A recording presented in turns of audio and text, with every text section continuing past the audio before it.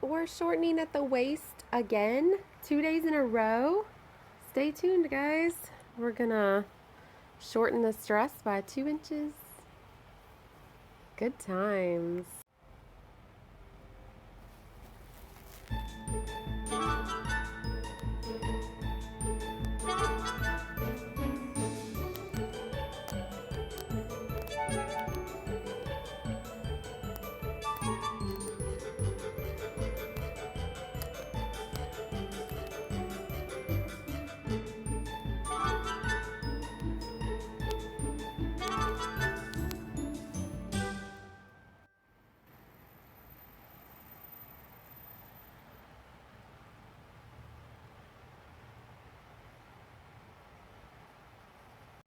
Now I'm going to take my center front of my bodice.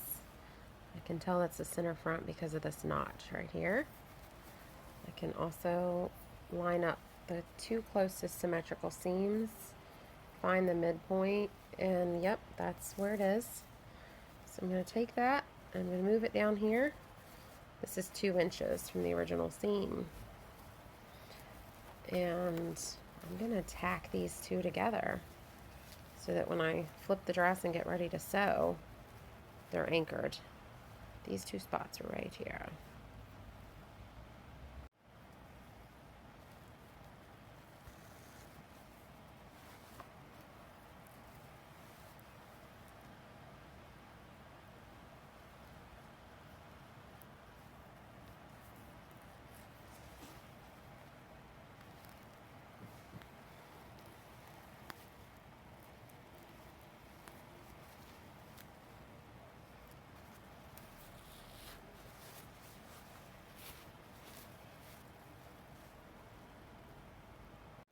Alright, so we just tacked this. We're going to move down to the next point that we need to line up. And we're going to stretch this fabric taut.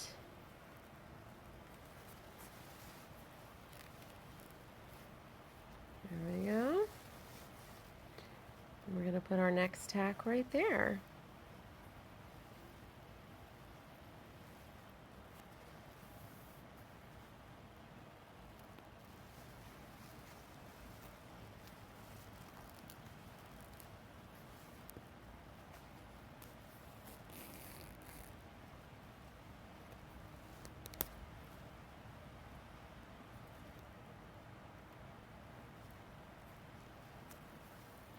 Again, these are just tacks that are going to be there to guide us for when we machine sew it.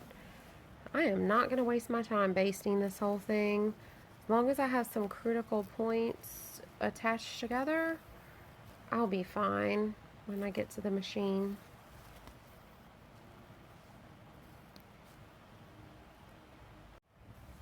So I have all 3 of these most critical places tacked now. This is the center front, and I've got, you know, kind of where the hip is, the front hip. And this is your side seam. So I'm just going to kind of schmooze that in when I'm sewing. Good luck on finding out what schmoozing is, right? I think you know what I mean. The front has to lay perfectly flat. These side seams, I get to put a little pleat in them, and they're going to be just fine.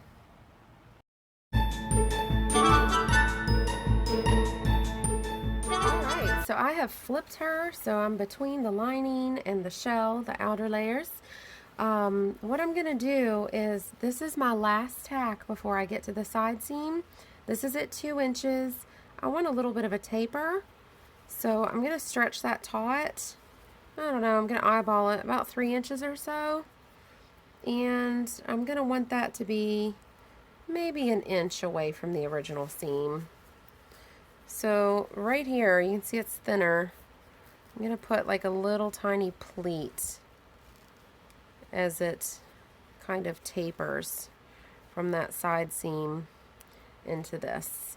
And I think that's going to look just great. And the pleat just kind of happens naturally where we go from the thin fabric to the thicker fabric where we've got all of our layers together.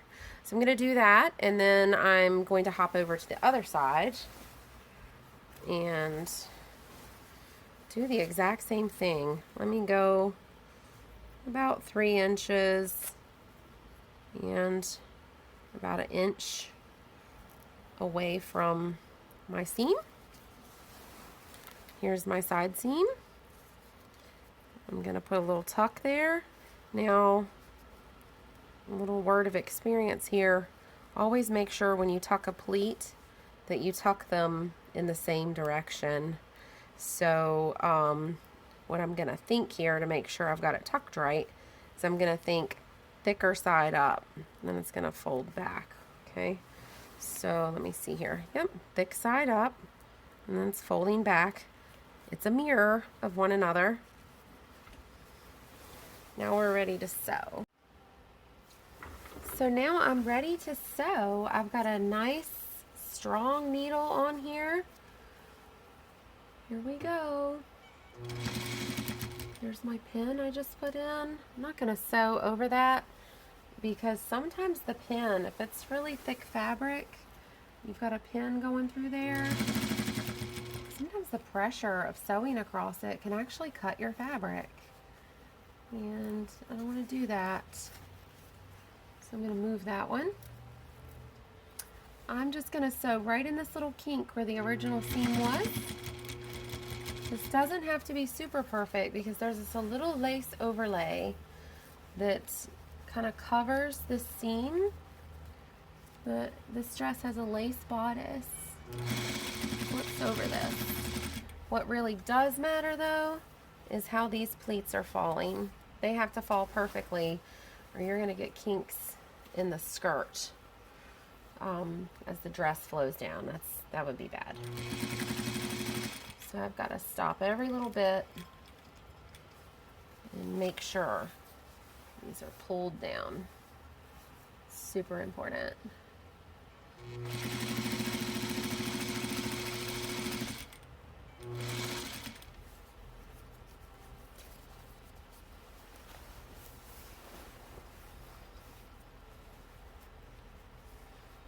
All right, and then here we go, back up to the other side seam. We're almost done. There's enough tension on here to hold that for me. That's the beauty of an industrial or a commercial sewing machine. We have lots of pressure on this presser foot. You don't get all the slipping and sliding around that you get with home machines.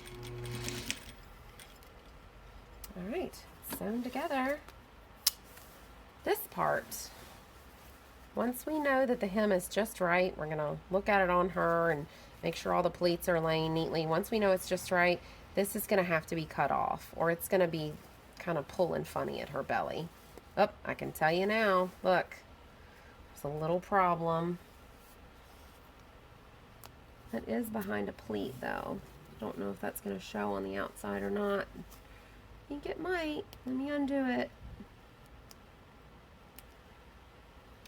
I'm not going to go too far. The tension here, I'm going to mark that with my finger. That's where I'm going to start back. Right here. The tension from where that seam starts and stops is going to hold everything for me if I don't break it open too much. That's my goal. That's my goal. There we go. As long as I travel over my other stitch a little bit, start and stop, travel over it a little bit, I don't have to do the reverse thing to lock it.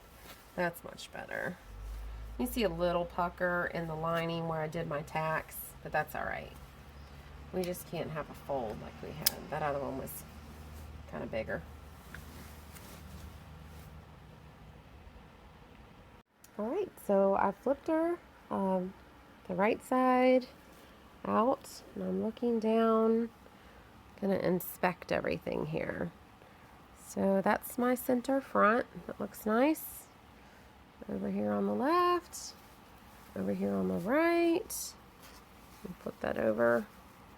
That looks great. We got two little pleats. We got two facing each other there. And then two more. Got our little pleat there. We're going to press that little pleat there. All right, and then we just kind of flip this down. And I know I'm not showing you this right side up, but this is the way it's going to look to you when you're working on it, right? Being a seamstress, you've got to be able to look at everything upside down and backwards and still make sense of it all.